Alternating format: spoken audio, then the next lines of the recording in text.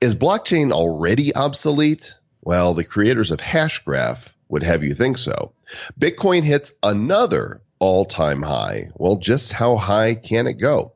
We'll hear from a number of leading experts that are making some incredible predictions. Gather around the campfire and grab some marshmallows. It's time for episode number 45 of the Bad Crypto Podcast. 5, 4, 3, 2, 1, 0, ignition. Who's bad?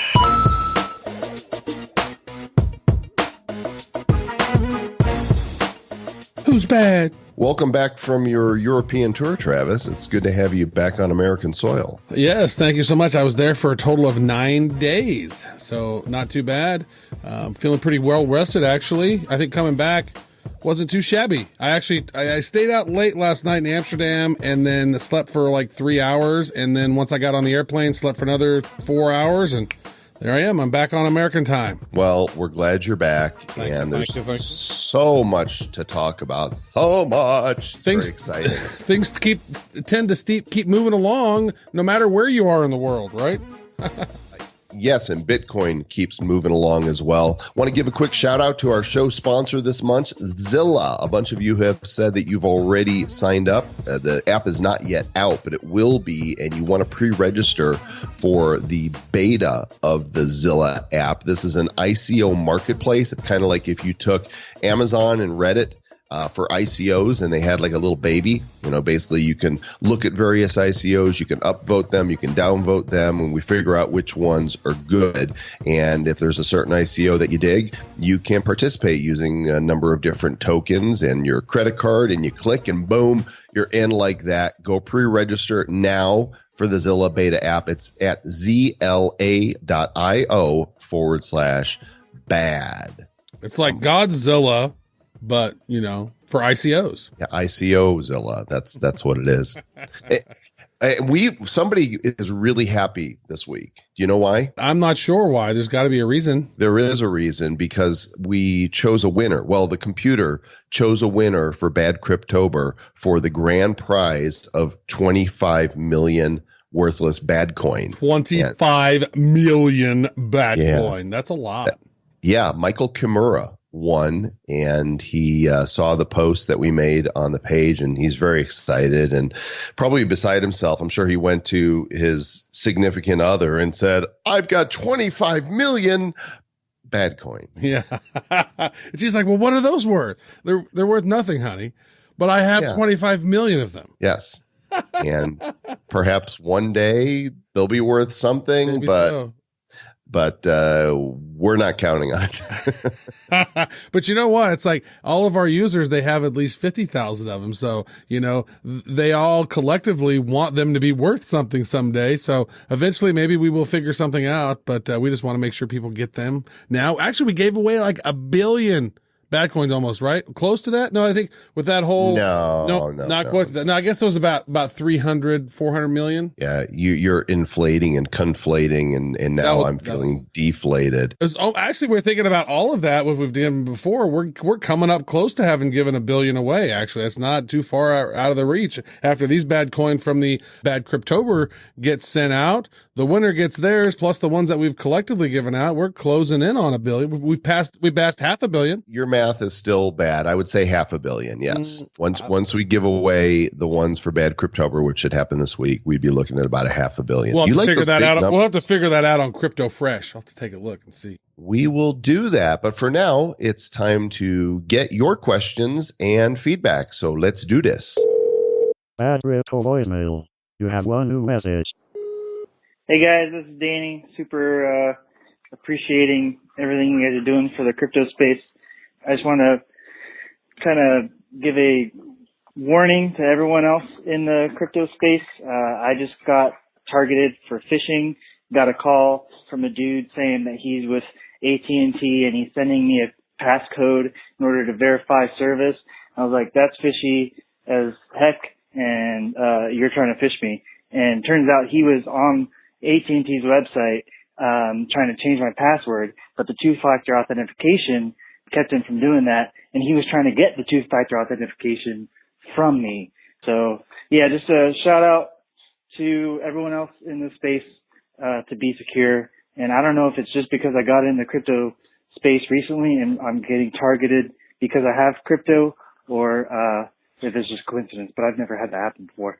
So anyway, stay bad, guys. Yeah, so that's a really interesting scenario that you had happen, Danny. Somebody actually had the cojones to call you, act like they were from AT&T to get your passcode. Wow. That is some interesting social engineering attempt. And you know what? From what I've heard, AT&T and Verizon, I've not heard a lot of people actually from them getting hacked yet. The ones that I've heard primarily are from T-Mobile and Sprint. I'm sure that there's been a lot of hacking attempts on those other networks as well. But good job tuning in and not letting the guy get your password code, because you give that out. He shut that down cold. Very nice. You very bad of you, Danny. Bad in a good way, of course, because that's what we are. But sometimes we're bad. Sometimes we get it wrong. And recently we talked about whether crypto was taxable and when it became taxable. And of course, not being financial advisors and not being CPAs, we don't really know Jack. But we do know Zach. And Zach from Texas wrote us, and he made a comment about this episode. And he said that the IRS has issued a general statement about this known as Notice 2014-21. The lack of taxes will be contingent on if the IRS treats cryptocurrency as property that can be trades on tax-free exchanges. And what he's saying is the recommendation of what he's read are to report any gains when trading between cryptos just to be safe. He references a book by Amy M. Wall. It's called Virtual Tax, the Taxation of Virtual Currency. Neither I or Travis have read this, so don't know, but one of our listeners has, and it might be worth looking into. And again, you're going to want to talk to your own CPA to find out the best way to manage taxes. And I'm sure many of them won't have any idea what you're talking about, and they need to figure this out as well. That's true. And what's interesting is that, you know, you hopefully you pay a lot of taxes because you've made a lot of money. It's not actually a bad thing. That means you're doing well. So good stuff. Bad crypto voicemail. You have one new message. Hey guys, it's Steve from New York City, and I absolutely love your podcast. You guys are so entertaining and so fun to listen to. I have a question. So as Bitcoin is about to hit $7,000, I want to know, are we on the moon now, or what is the moon? Like when, at what price do you feel like we've hit the moon or we're at the moon? And I know it's really hard to predict and maybe it's impossible, but what are, can you give a few different scenarios where you feel like, hey, this is the moon, or a few, just let me know your thoughts as far as how high Bitcoin can go, and so we know when we're finally on the moon. All right, stay bad. Fly me to the moon. Maybe we aren't at the moon yet, but you know, we're on a nice ship. And I don't know, why does the moon have to be the limit? Because it seems to me the sky is the limit, not just the moon. That's just like the nearest planet. So yeah, I mean, why not go to Jupiter, you know, and Saturn and Alpha and Centauri Pluto. or Sirius? I don't care if Pluto's a planet or not. Let's go there because it's named after a dog. Yeah. Right. That is true. Maybe it's just the moon is an arbitrary figure. I don't know. You know, if you got in on Bitcoin when it was 11 cents or something, yeah, I would say 7,000 is the moon. If you got in at 6,500, probably not the moon yet. Well, it's actually going to be the subject of our feature in this episode. But first, let's go ahead and check out the news and the state of the Bitcoin Union. When Steve called us, Travis, Bitcoin just hit 7,000, but as of this recording, it's hit another all-time high of 7,400. And what's really funny about this is you posted a graphic on our Facebook page just while you were on your trip. And talk about that image. Yeah, so I got an infographic creator to work with the team there to put one together. I said, hey, I got an idea. Let's do this with this data and put this chart together. It basically walks through how long it took to get from, $0 essentially all the way up to each little major checkpoint along the way. And the last one I put up was 6,500 because it took just a few more days to get to 6,500 after it went to 6,000. And then boom, then it hit 7,000 and now it hit 7,400. Like it's going too fast for infographics, Mr. Chocom. It is. I mean, you just posted this thing and then it broke 7,000 and it's still gone. And as of this recording, at this current moment, Coinbase has Bitcoin at 7,050. So a little bit of a pullback. But you know what? If you bought January 1st, you're up $6,337 on the year. So it's been a good year for those of you who bought at the beginning of the year and have hodled. Okay. So I was actually reading a document earlier today, like it was top 50 of predictions. And we're going to get into this at the end of our news feature, but it's just so wild to look at them. And all these people are saying 2017 is going to be the year. It's going to be the year. I'm not sure why I didn't read that, article back in January, but, yeah. Well, a lot of people think that if you'll remember, James Altucher said that Amazon was going to announce on their earnings call that they were going to start accepting Bitcoin. In fact, he was adamant about it. He was certain it didn't happen. But there is a story that broke on CoinDesk and actually everywhere on November 1st that an Amazon subsidiary has registered 3 cryptocurrency and Ethereum domains: AmazonEthereum.com, AmazonCryptocurrency.com, and AmazonCryptocurrencies.com. Nobody knows what the purpose is. Maybe they're just making sure people can't squat on it. I don't know, but it's no news as of yet. Yeah, and Amazon purchased Amazon Bitcoin back in 2013, so they have been thinking about this and doing something. You know what? It would make sense to do a Prime coin, right? I give that a shout out to my co-author, Chris Snook. He said, it's going to be a Prime coin. I know it. It's going to be Prime. So shout out to Mr. Snook right there, Snooky. Yeah, it would make a lot of sense if they did do that. And by the way, we finally did hear from James's people, and we have an interview scheduled with him for next week. So hopefully one of the episodes that we'll release next week will feature James Altucher. And I'm looking forward to asking him about the Amazon prediction that didn't come true. There's actually a lot of things that might not come true, and one of them is from the gentleman at a technology they created called Hashgraph, and they're basically stating that their technology, Hashgraph, will make blockchain technology obsolete. What do you think about this? If you go through and read this article, and again, it's in the show notes, it talks about, blockchain technology, what it does, but then it also talks about Hashgraph and why it's better. So they say Hashgraph is a superior distributed ledger technology system that eliminates the need for massive computation and unsustainable energy consumption like those with Bitcoin and Ethereum. They say it's 50,000 times faster. It's only limited by bandwidth, so they can have 250,000 transactions a second. And right now, Bitcoin has about 7 transactions a second. Sometimes Bitcoin transactions can take quite a little bit of time, as we have discovered here, right? And so this right here, they're saying that this is going to be something that is more efficient. It uses less energy, more secure, yada, yada, yada. It's not Bitcoin, right? And it looks like it has some pretty interesting things. However, it's not decentralized, which was a challenge to me, and it's not open source. So then it becomes a controlled entity, not a movement of transparency. So to me, that was the 2 problems that I saw with that. But what was your thoughts on that, Mr. Joel? Well, look, I'm thinking if the technology is that good and it's that fast, why not just fork Bitcoin again to the new blockchain that is Hashgraph, right? Why not find a way to port the existing blockchain to it? And now you've got faster, better technology. That would be a great idea, potentially. But how many forks do we really need?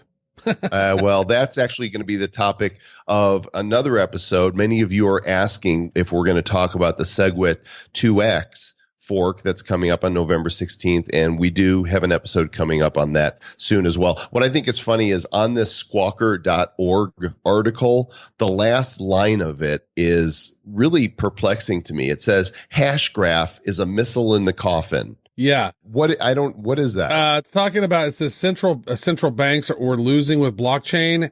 Hashgraph is a missile in the coffin. So they're already saying they're dead. And Hashgraph is the missile that explodifies it all. All right. Whatever. I don't know why you put the missile in the coffin anyway. Well, another story from Ethereum came out this week, and Vitalik Buterin, who is the co-founder of Ethereum, says that he has a plan for the future of crypto that's basically going to change Ethereum's direction over the next few years. It's all about scalability, about the number of transactions that Ethereum is going to be able to handle. I like Ethereum, and I think my personal opinion is that it's around for the long haul. I think there's just too many companies, including many of the ones that we get to speak with on a regular basis, that are building their platform using the smart contracts of Ethereum. Yeah, and one of the things that Buterin talks about as a solution is a technical improvement he's calling sharding,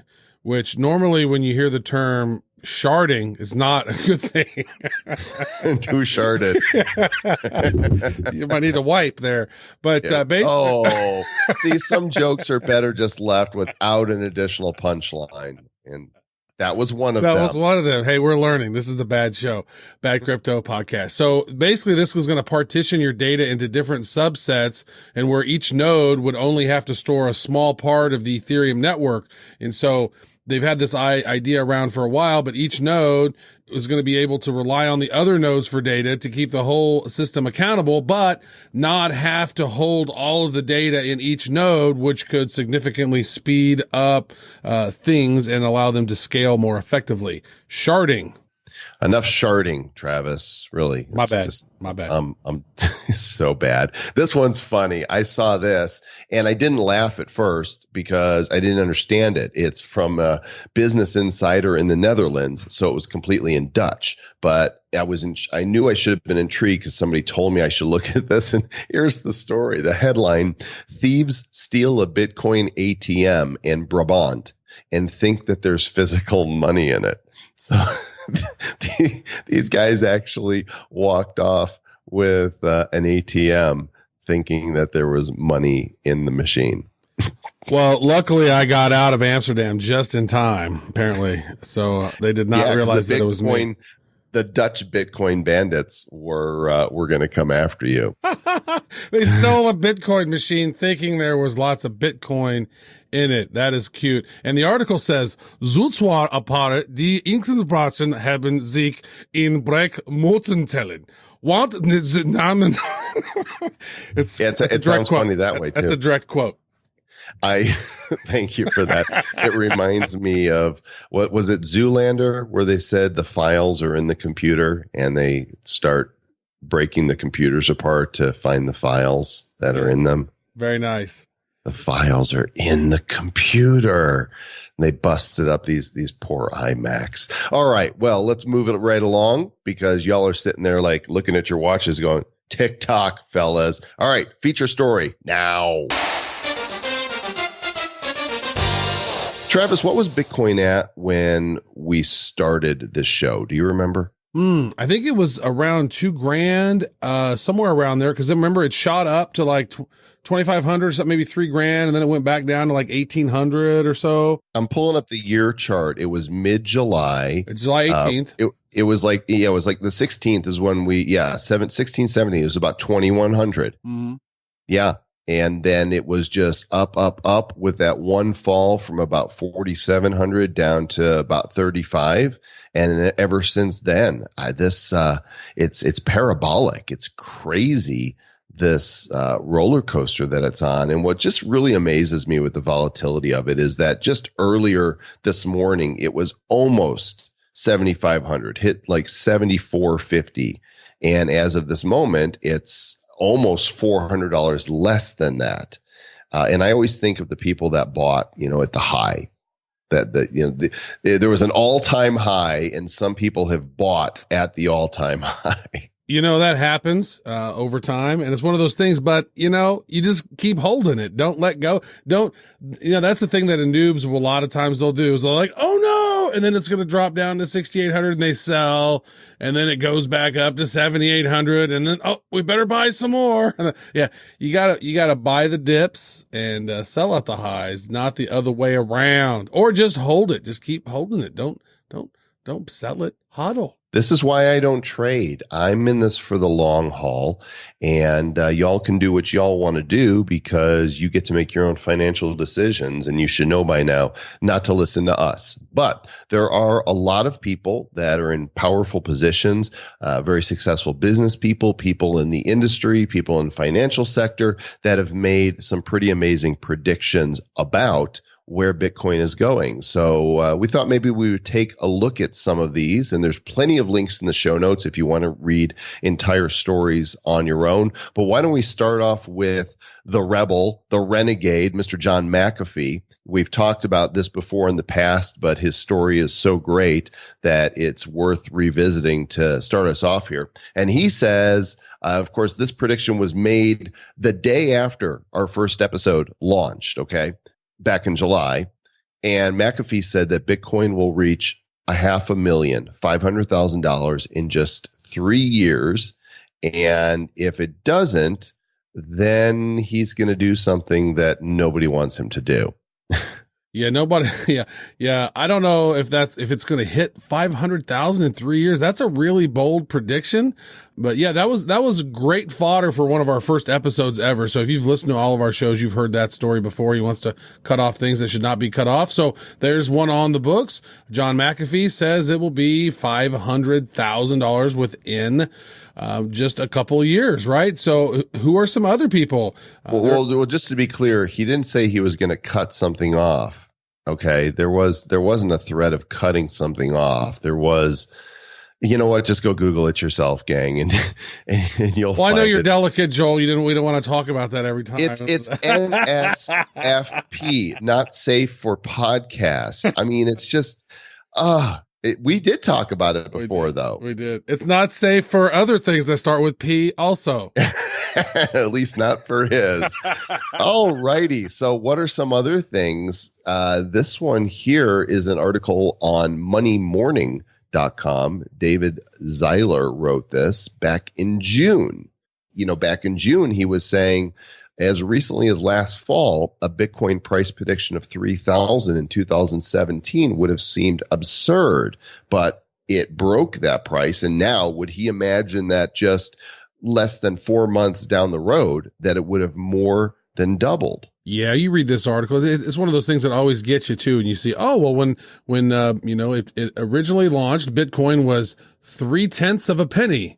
And if you had $100 at this point, whenever this article came out in June, that would be worth 89 million. That's when it was at $2,300. So now when it's at $7,000 plus, you're talking that money being almost $300 million from $100 worth of crypto back in those days. And they're just saying that, it's going to get to $1 million. That's going to be an increase from the price where it was at 2,300 by, taking it from 2,300 to $1 million. That's a 43,000% jump. It's gone up 88,999,000 since January of 2009 to June when this article came out. So it's like way huger than that now. So it's just amazing numbers. By the way, for just a hot minute today, when Bitcoin passed 7,400, the cryptocurrency total market cap passed 200 billion for the first time, with Bitcoin accounting for about 123 billion of that. Anyway, in this article, he goes on to talk about the creator, the CEO of the wallet Xapo, XAPO, and apparently he's on the board of directors of PayPal Holdings. His name is Wences Casares, and he said in May his prediction was $1 million per Bitcoin in 10 years. And he made that first prediction back in 2014, and he's sticking by that in 10 years. And I was doing a little math today, I don't know about you, Travis, but I've got so many of my friends are now asking me about crypto, right? Everybody wants to know, and I'm telling them wallets and how to get started. And with each and every one of them, I tell them I'm not a financial advisor. I feel like I need to, especially with friends and family. It's like, hey, you lose this, it can go to zero. Don't come crying to me, right? Because I'm warning you. But here's how you would do it if you want to. But I was doing some speculating and just really thinking about these numbers. 21 million Bitcoin ever in existence.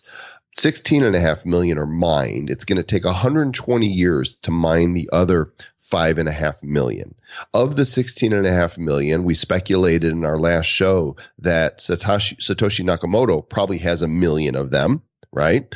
And then it's estimated that up to a third of those Bitcoin in circulation are lost. If I do 16.5 times 0.3, that's almost 5 million that are lost. So now you've got 11.5 million in circulation. 1 million of those are in Satoshi's virtual wallet. That leaves 10.5 million Bitcoin that are out there. That's it. That's it. You couldn't even get close to giving everybody in the United States 1 Bitcoin. We've got 320 million people. There's only 10.5 million Bitcoin that are out there. Yeah. So, maybe these predictions not so far off. Well, that's one of those things too. And we've talked about it time and time again. And whenever I was in Europe, I was talking about it to some people who were very curious about the whole thing. And once people start thinking that, oh yeah, the central banks can just print as many $100 bills or as many €100 bills as they want for 6 cents, 10 cents a piece, and they just print them out and they put them into circulation. Well, that doesn't happen in a cryptocurrency world, right? There's a finite amount of them. And as more money is being brought into the marketplace, we saw, as Joel mentioned, $200 billion market cap in crypto, right? Money's coming in. And guess what? There's not coming in more Bitcoins not coming in. It's the same amount of them. And wow. So the price is going to keep increasing because the demand is high and the supply is low. And if you can get to yourself at least just 1 Bitcoin, like maybe like get a 1 Bitcoin for each one of your kids or something, who knows how big that could be down the road. That's like almost like the college fund or something maybe. Here's another leader, Peter Thiel, who is a leading venture capitalist and investor. He's got a net worth of $2.6 billion. He says the great potential of Bitcoin is being, quote, underestimated. He says Bitcoin's mineable like gold. It's hard to mine. It's actually harder to mine than gold. And so in that sense, it's more constrained. And he's absolutely right about that. Now, he didn't make any actual financial predictions that I'm aware of, but he's certainly recognizing that this is a big deal. Yeah, the thing about it right now is really the processing power and the electricity that it costs to mine. 1 Bitcoin at this point is costing about $1,000 to mine a Bitcoin, and which, with it being worth $7,000, I mean, that's still a good investment, but I mean, that's just the energy cost that it's taking. And for example, Visa, they take around 0.01 kilowatt hours per transaction, which is 20,000 times less energy with using a credit card. But now when you start talking about renewable energy and using hydro energy and solar powered mining operations and stuff, I mean, there's some, and then we had some folks on who were all about the green and renewable energy. So maybe, you combine the two and we're able to find a way to mine that's not bad for the environment, right? And you think, Joel, right? So Peter Thiel was one of the dudes who invented PayPal. So he's been thinking about the future of money for a very long time. And I actually think that Bitcoin and cryptocurrency is probably closer to their original idea, that him and Elon Musk worked on back in the day. So, that's pretty legendary stuff right there. Another epic legend in the world of technology is Steve Wozniak, the Woz, right? One of the co-founders of Apple. And he thinks Bitcoin is better than gold and the US dollar, which he calls a phony because the government can always print more. We're talking about that, right? So I love love the fact that Mr. Woz is woke. He's very woke, and he says Bitcoin is more genuine and real, and he points to gold not having necessarily a fixed supply because you can continue to find ways to dig it out of the earth. And he says, quote, gold gets mined and mined and mined. Maybe there's a finite amount of gold in the world, but Bitcoin is even more mathematical and regulated, and nobody can change mathematics. Don't you go changing my mathematics. Yeah, and that's one thing about gold and silver, right? We've talked about this in the past as well, is that they have the paper gold and silver, right? So there's like maybe 500 times more gold in paper than there is in actual gold or something when they start talking about these contracts and futures and all this other stuff. You can't do that with the Bitcoins, Mr. Joel Com. You cannot. Woz gets it. And there's some others out here. There's a guy who, I don't know this guy, but his name is Trace Meyer, and apparently he's worth a lot of money. So good on you, Trace. This story out of Cointelegraph, Trace predicts that Bitcoin will reach $27,395 in just 4 months. And he's not just like throwing a round number out there. 27,395. What? No cents? And 32 cents. And I guess he's looking at Bitcoin's 200-day moving average. He's doing some technical analysis on it. And he's actually, what's funny, if you look at the graphic that Trace tweeted in this article, he actually does say $27,395.63. That's his prediction for February 2018. And he says it's fairly valued. That's a nice valued price. Yeah. So the 200-day moving average, he's able to calculate that out and say, here's what it's going to be. But you know what? Here's what's always happened that I've seen every time Bitcoin has one of these runs, you have a dip. But right now it's just a weird, just strolling on up, a little dip, strolling on up. I don't know, man. I've never seen anything like this. This is unbelievable. It's a wild ride, and I am so glad to be on this ride with you, Mr. Joel Com, as we are on this roller coaster. It's crazy. I did a little research, and by research, I scrolled down the article a bit more so that you don't have to. And turns out that he was one of the first popular bloggers to publicly recommend blockchain technology. And apparently he recommended his followers purchase Bitcoin when it was just a quarter, 25 cents. And apparently he's recently challenged Roger Ver to a 25,000 Bitcoin wager. Let's see, let me run some math here. 25,000 times 7,000 is too much for my calculator. You know how your calculator errors out when you do that? Yeah. It's like $175 million wager. I don't know if Roger took him up on that or not. Wow, that's a lot of Bitcoin there. But you know what? I mean, back in the day when they could just have their laptops on, and every 10 minutes, 50 Bitcoins, every 10 minutes, pa-ching, pa-ching. Like, oh man. Whew. Amazing. Speaking of ka-ching, ka-ching, the guy with the TV show with the buttons, Jim Cramer, has been quoted as saying that Bitcoin could reach $1 million one day. He didn't say which one day that would be, because I want to make sure that I buy a bunch before that one day. Yeah. But he's April 17th. He's a fan. No, it's not. It's not.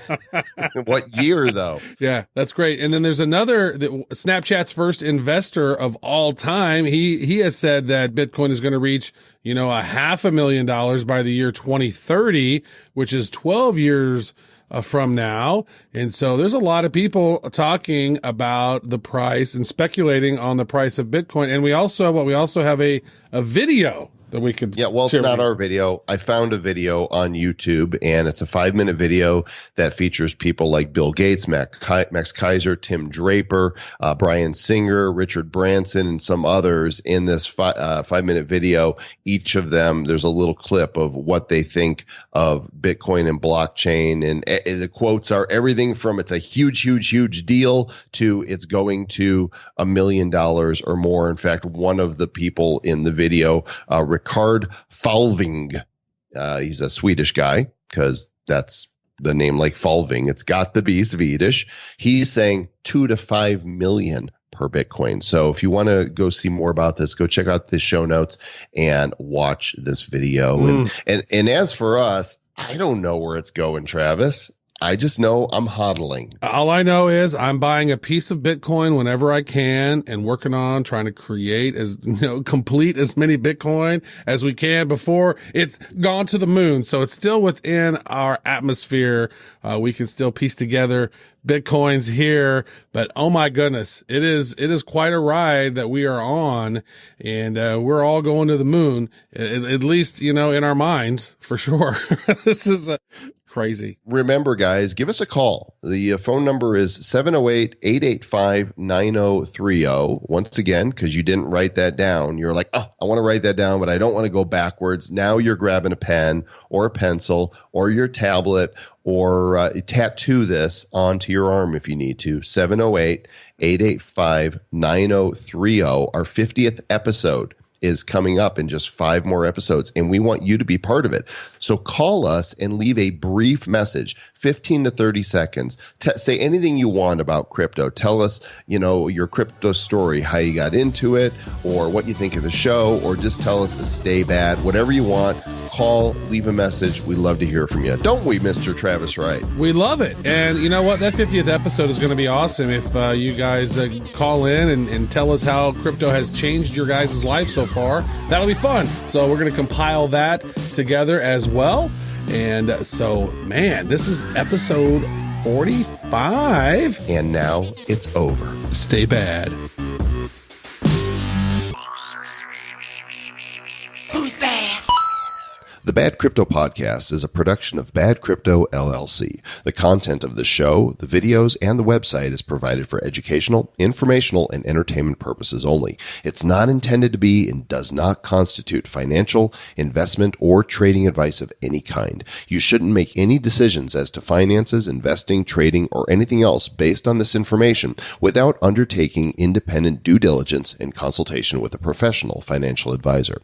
Please understand that the trading of Bitcoins and alternative cryptocurrencies have potential risks involved. Anyone wishing to invest in any of the currencies or tokens mentioned on this podcast should first seek their own independent professional financial advisor.